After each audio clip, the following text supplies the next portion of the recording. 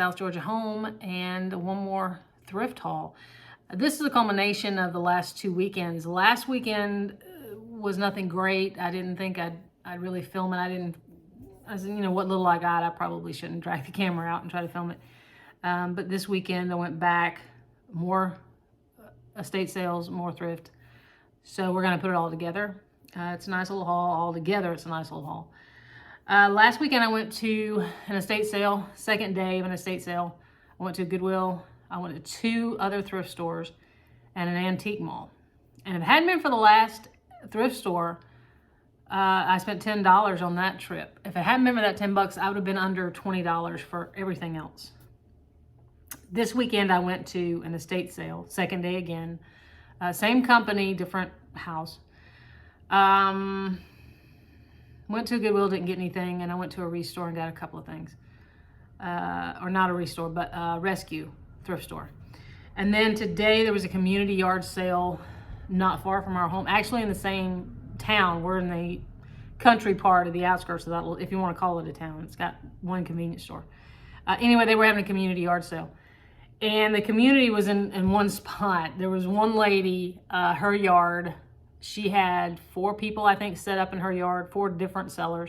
And then across the road, there was another house, and I think maybe had 2 or 3 people set up there.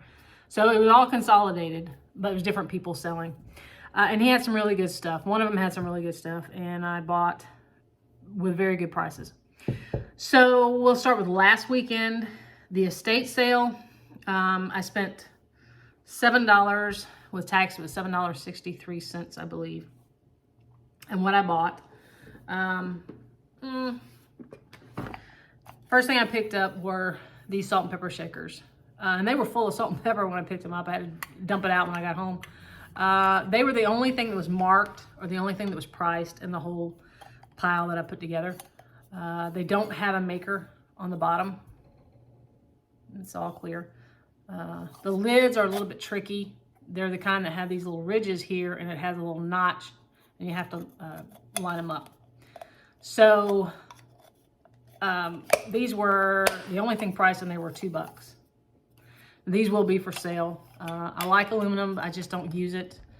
I think I have a grease trap that's aluminum, but I don't use a lot of it. So these will be for sale at some point on the eBay site. So like I said, that was the only thing that was priced. Everything else, when I got to the register, the girl was like, is anything priced? That. And so she just gave me one lump sum, $7, and then taxes. Another set of salt and pepper shakers. These were just sitting there by themselves. This house, old. Not antique old, but like 1980s old. The kind of old where they had pile carpeting in their bathrooms. They had skylights in the stairwells, and they had a little terrarium there by the front door where live plants could grow. Inside the house, not outside, inside the house, with a light thing in the above it. Really 80s kind of feel to that house. They had a lot of clear glass, a lot. And even on the second day, a lot of it was still there. Not interested. But these were by themselves. Little bitty salt and pepper shakers. And they say made in Taiwan on the bottom. Nothing probably really special. Probably silver plated tops. So they'll go in the collection. Just little bitty ones. These would have been, I guess, personal, sitting by someone's plate, you know, when you have a big dinner. So 2 sets of salt and pepper shakers.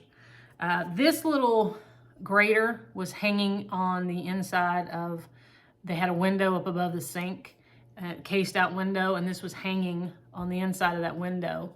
And I just picked it up and put it in my bag. It's not very big, as you can see. And it's just for decoration. In no way I'm gonna use it. So, and this, I've really got to stop buying these as well. I think I counted up a minute ago. I've got 11 brass candlestick holders. I hope one day my husband doesn't try to melt these down and make shells. He reloads as a hobby, so brass. But this is a small one, short one. I don't think I have one this small. And it's just sitting over there with a collection right now. This was upstairs It's an old Singer sewing machine manual. Instructions for Singer electric sewing machine. There's no copyright, but the picture kind of tells you exactly what you're dealing with there. It's old.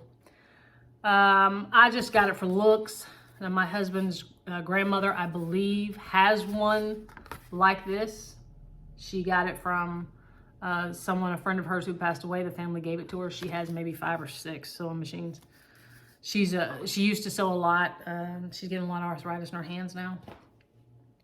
Upstairs, they had this. It didn't have a lot in the way of linens unless they went the first day. I'm not sure. They had these, and I thought this was so pretty, so dainty, and really, springy looking, which we're coming up. For us, spring's about to be over in South Georgia. Summer hits you hard. And then we have 2 of these. It's the same kind of napkin or tissue, just different colors. And then this purple one here looks like it's been used a lot and laundered a lot, but it's pretty. Back when tissues, you blow your nose on something and you actually keep it. This one, excuse me.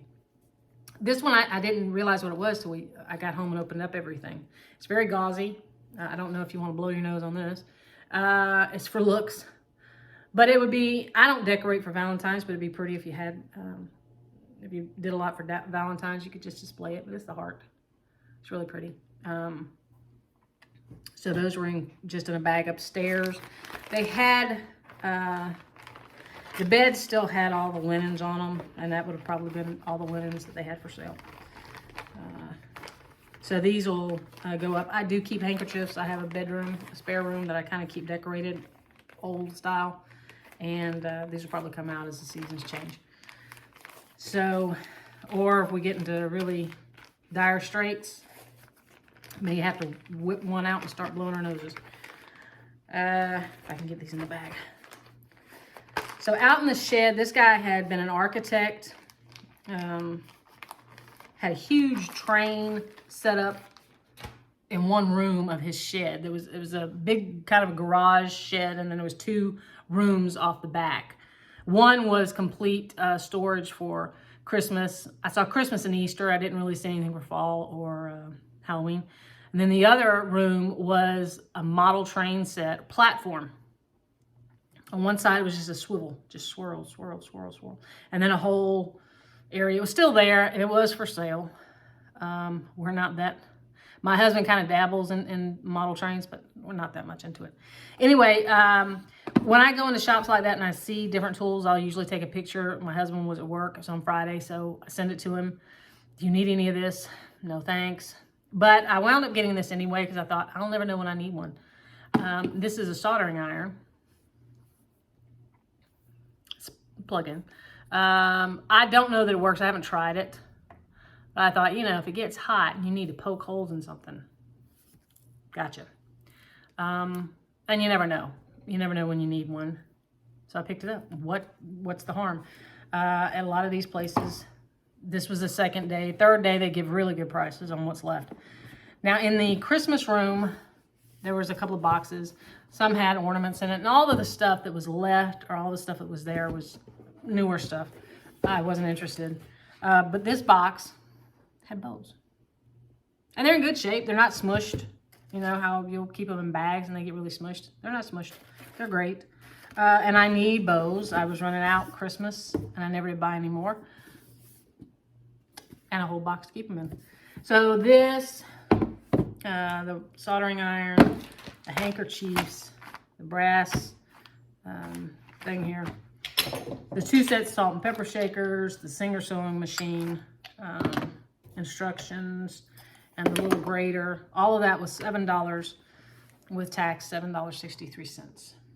So I was okay with that. Then I went to a thrift store. I'm guessing at this. I can't quite remember what all that I picked up in there. I want to say it was something more, but I'm not quite sure. And if I've already showed you this, just ignore it. Again, another brass. This one's got a square middle to it, which is a little bit different than some of the ones I have. But it is very heavy. There's no maker's mark on the bottom. Usually most of them will say made in India. This one doesn't, and most of them will come apart. I don't think I can get this one apart. Anyway, it's, again, part of that 11 brass candlestick collection. It's over there in the basket with the little one that I just showed you. And this was a project piece. It wasn't painted like this when I got it. It was only $1. I think I kept the sticker on there. I brought it home. It was actually brown. It was supposed to be a bald eagle. White head, white tail, yellow feet. So I brought it home and I painted it espresso brown. It's a spray paint that I have. And then I used that Vaseline technique that I've seen people use. Delightfully Southern, the lady that does it over there, did that. And then I painted it. The chalk paint was, I think it was white something. It was white matte, whatever it was. But I added baking soda to it to give that rough feel. Painted it that, and then antiqued it. But it has that little rough feel to it. It was one of a set, but I only got this one. Anyway, I'm happy with it. It took the place of the bunny. If you saw the other hauls, one of the pictures was the bunny rabbit that was antiqued. It was next to the lantern, the oil lantern. So now this takes its place. So that was $1. This was $2 at the thrift store. I went to the Goodwill, and there's a lady in there. She's been there every time I go. I think this is her life. She talks to herself when she's putting stuff up. She actually fusses with herself when she's putting stuff up. And she prices high. So there's some collectibles that they'll have, but they're really high prices. Anyway, if you go down the glass aisle, there's a lot of clear glasses, but they have a lot of mugs. There's like one whole shelf of mugs, and then, excuse me, one whole shelf of saucers, plates, maybe some platters. I saw one restaurant cup. I believe it was Iroquois, China. It was a taller with a funky shape. It was almost like it had a waist. Green. It was white with green detailing. Excuse me. It was filthy. Whoever donated it left the coffee on it. And I almost picked it up, but then you get a little picky when you get so much stuff. You get a little picky. So I was like, I just didn't like the shape of it. But then I found this cup, and I thought, hey, it's nice, but still, I'm going to leave it. I wound up buying it because I found the saucer to go with it. It is a buffalo china cup. It's very small. You know, most people that drink coffee today, this would be almost like an espresso shot. Just enough to tick you off. But anyway, I found the saucer that went with it. It does say buffalo china on the back, and you can see it's one of those deep ones. So I got that. I do have a cup and saucer that I put out for Christmas. I think it's Homer Laughlin. I'm not sure. Either way, this will probably be put up until Christmas with that other cup and mug. I know the mug is not quite this shape, but I like it. It is really, really thick restaurant wear. These were 59 cents a piece, so it was $1.18 because they didn't charge taxes. So, and then I went to, Oh, that was an estate sale, restore.